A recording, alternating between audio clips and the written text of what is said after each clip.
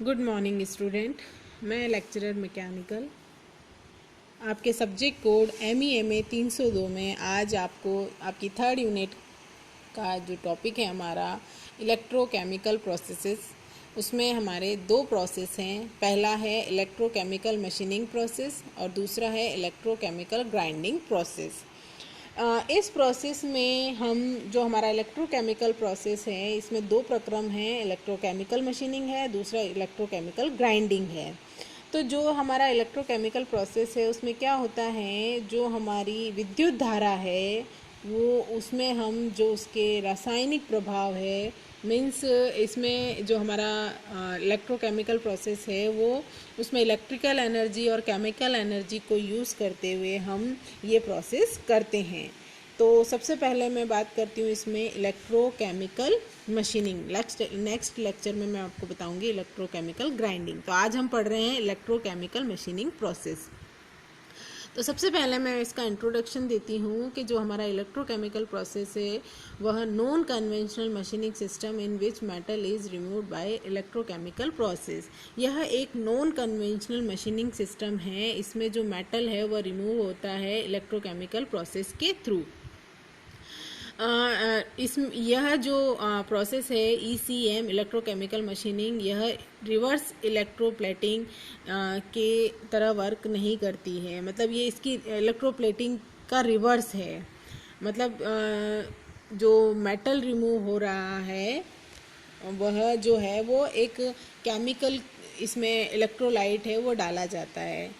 Normally used for mass production and for hard material that are difficult to machine using conventional process. Normally जो हमारा ECM है वो mass production के लिए काम में लिया जाता है। हार्ड मटेरियल जो कि कन्वेंशनल मेटल जो कटिंग प्रोसेस है उसमें डिफ़िकल्ट होता है, तो हम उसको नॉन कन्वेंशनल जो हमारा ECM प्रोसेस है उसमें कंप्लीट किया जाता है।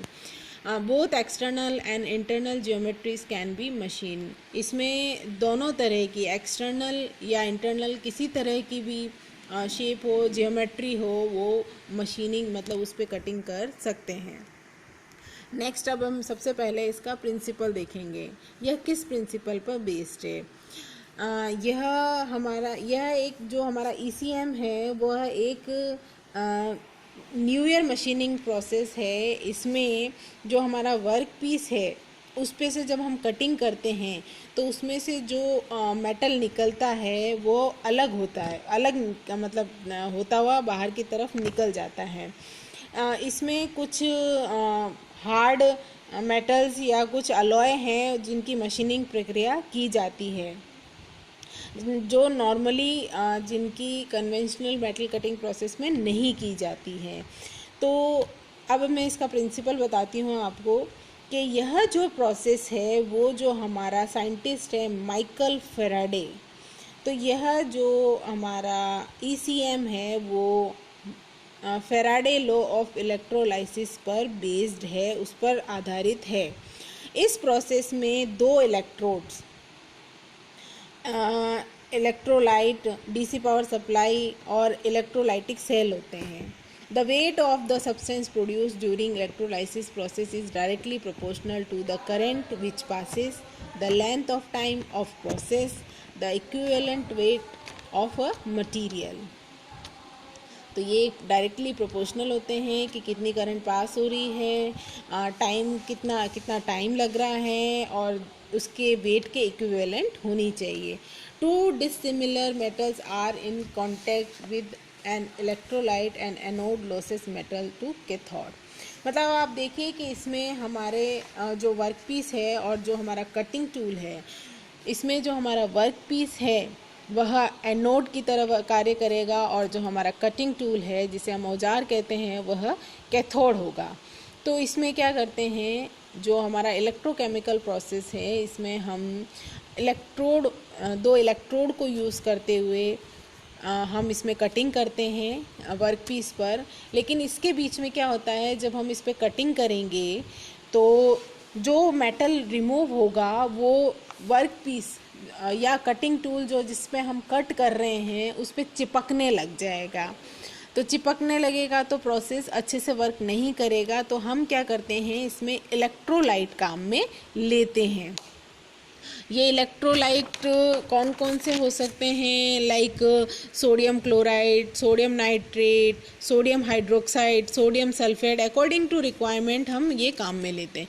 सोडियम क्लोराइड जो है, सोडियम नाइट्रेट जो है वो कॉस्टली भी नहीं होता है और अच्छा भी होता है, तो हम इसको यूज़ करते हैं। जो इलेक्ट्रोलाइट है वो उसके ऊपर एक पंप लगा हुआ होता है, पंप के आगे फ़िल्टर लगा होता है, ताकि इलेक्ट्रोलाइट में अगर कोई इम्प्योरिटीज़ या डस्ट है तो वो क्लीन होकर फ़िल्टर तक पहुंच जाए। उसके बाद उसमें एक फ़्लो मीटर लगा होता है जिसको फ़्लो करके कितना इलेक्ट्रोलाइट आगे तक पहुंचाना है।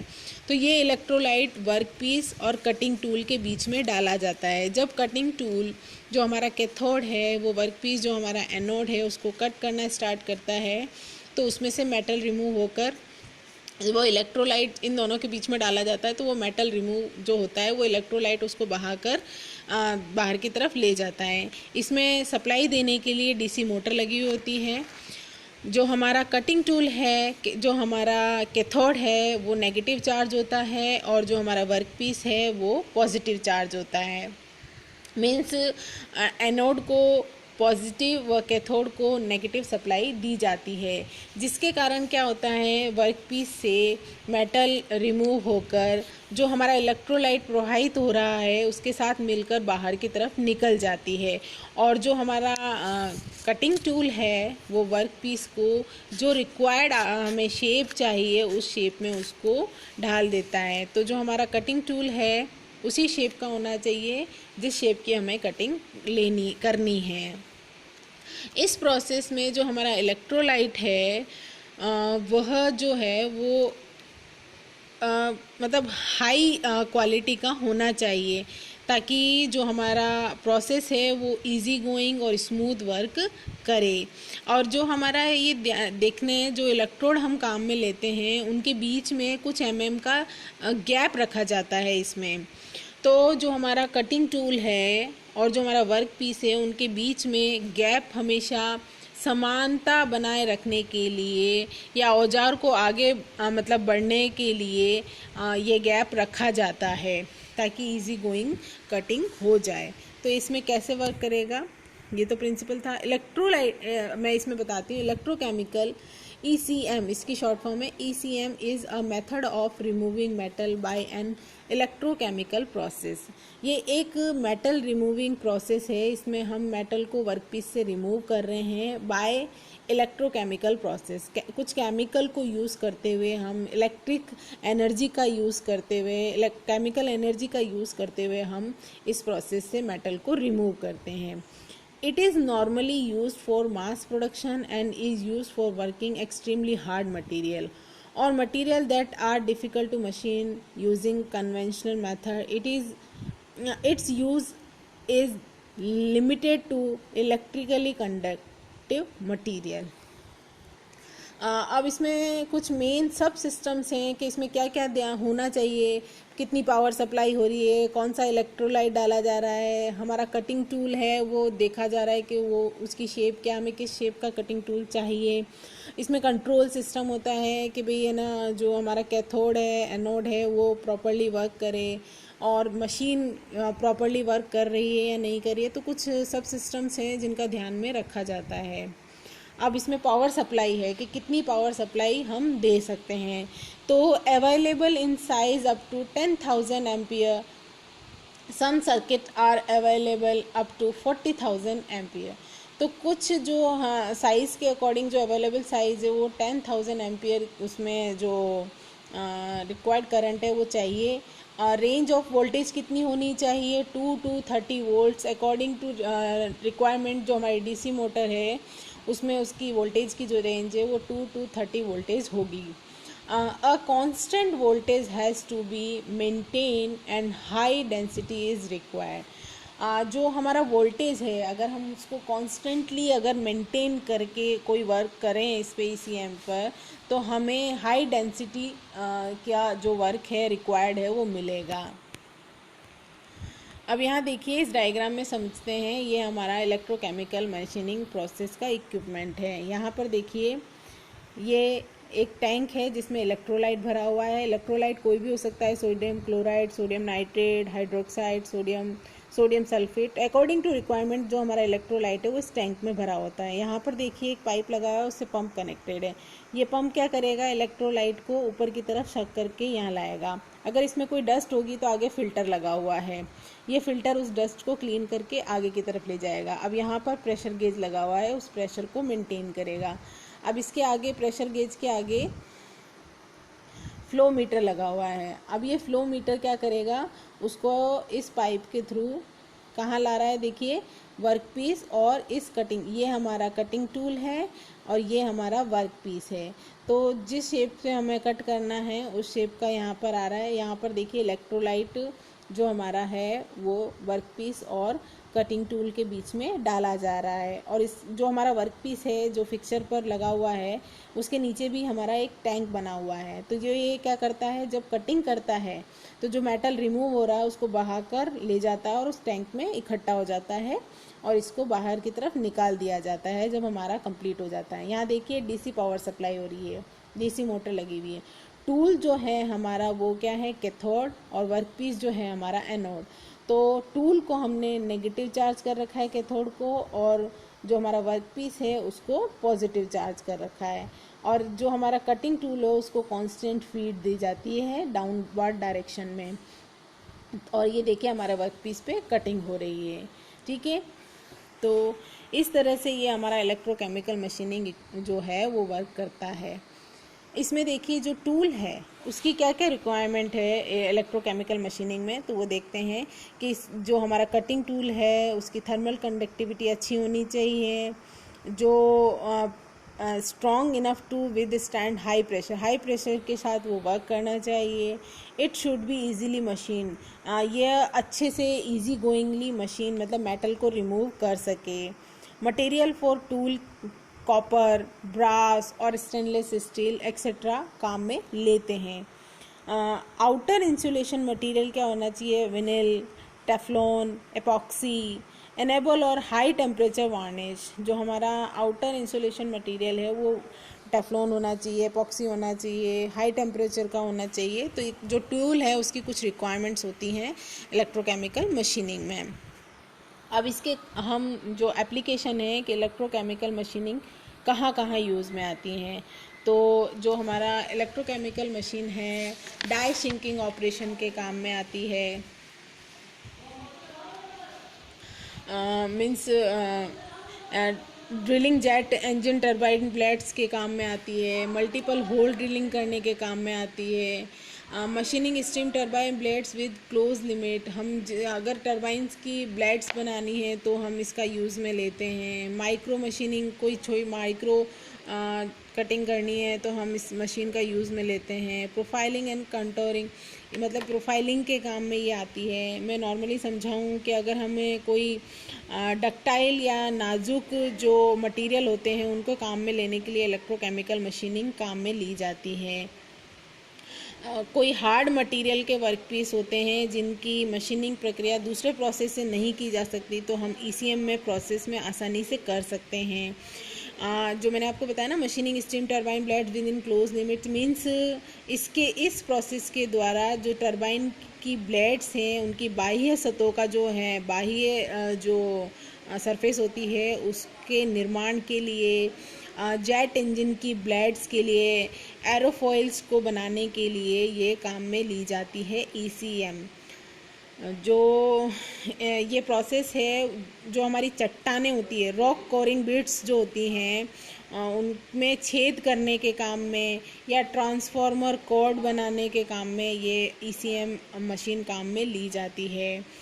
यह प्रोसेस डाई शिंकिंग या ट्रिपैनिंग या अदर ऑब्जेक्ट के काम में ली जाती है। नेक्स्ट है इसके एडवांटेज और डिसएडवांटेज। तो सबसे पहले मैं बात करती हूँ इलेक्ट्रोकेमिकल मशीनिंग के एडवांटेज के बारे में। ECM is well suited for the machining of complex 2 dimensional shape.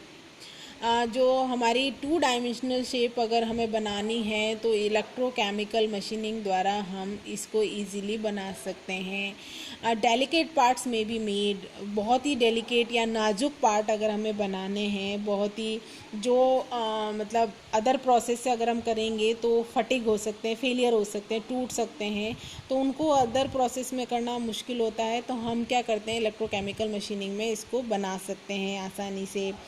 इसमें जो मेटल की जो अलग होने की दर है वो बहुत ज़्यादा होती है, क्योंकि हम इसमें इलेक्ट्रोलाइट काम में ले रहे हैं। वो इलेक्ट्रोलाइट उसको जो रिमूव मेटल हो रहा है उसको अलग कर देता है। डिफ़िकल्ट टू मशीन ज्योमेट्री, जो मशीन मतलब दूसरे पार्ट्स में जो जिसको मशीन करना डिफ़िकल्ट होता है, हम ECM में आसानी से बना सकते हैं।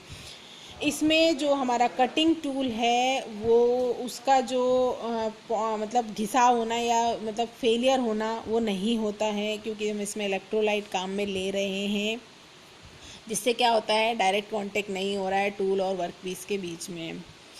पुअरली मशीनेबल मटेरियल में बी प्रोसेस्ड, जो पुअरली मशीनेबल मटेरियल्स होते हैं, जो नहीं मशीन किए जाते हैं, उसको भी हम ECM के द्वारा इजीली मशीन कर सकते हैं। लिटिल और नो टूल वियर, मतलब नॉर्मल जो सॉफ्ट पार्ट्स हैं उसको हम इसमें आसानी से बना सकते हैं। पतले जो वर्कपीस होते हैं उसकी जो मशीनिंग प्रक्रिया है वो आसानी से कर सकते हैं, और इसमें टूल वियर भी नहीं होता है। तो ये कुछ एडवांटेज हैं हमारे इलेक्ट्रोकेमिकल मशीनिंग के। अब इसके कुछ डिसएडवांटेज, जहाँ एडवांटेज होते हैं तो कुछ डिसएडवांटेज भी होते हैं। अब कुछ डिसएडवांटेज क्या क्या हैं, कुछ डिसएडवांटेज मतलब लिमिटेशंस होती हैं कि जो हमारा इलेक्ट्रोकेमिकल मशीनिंग है वह कुचालक पदार्थों पर इसकी मशीनिंग प्रक्रिया नहीं होती है, और इसमें जो हमारा इलेक्ट्रिक एनर्जी का जो खर्च है, व्यय है, वो ज़्यादा होता है। इलेक्ट्रिक एनर्जी इसमें ज़्यादा यूज़ होती है। इसमें जो प्लेस है, सरफेस एरिया है, उसमें ज़्यादा आवश्यकता होती है। इसमें जो इनिशियल कॉस्ट है वो भी ज़्यादा आती है। इसमें जो कटिंग टूल है उसका डिज़ाइन करना, उसका फैब्रिकेशन करना बहुत ही कठिन होता है। इसमें कोरोजन बहुत अधिक होता है। तो कुछ इस तरह के लिमिटेशंस हैं, डिसएडवांटेज हैं ECM मशीनिंग के कॉम्प्लिकेटेड टूल की डिज़ाइन करना, फैब्रिकेशन करना कॉम्प्लिकेटेड होता है। लार्ज पावर कंजम्पशन हो रही है इसमें, तो कुछ इसके डिसएडवांटेज भी हैं। तो ये था हमारा आज का इलेक्ट्रोकेमिकल मशीनिंग प्रोसेस, जो कि है हमारा इलेक्ट्रोकेमिकल प्रोसेस का पहला पार्ट। अब नेक्स्ट लेक्चर में मैं आपको बताऊंगी electrochemical grinding process. Thank you.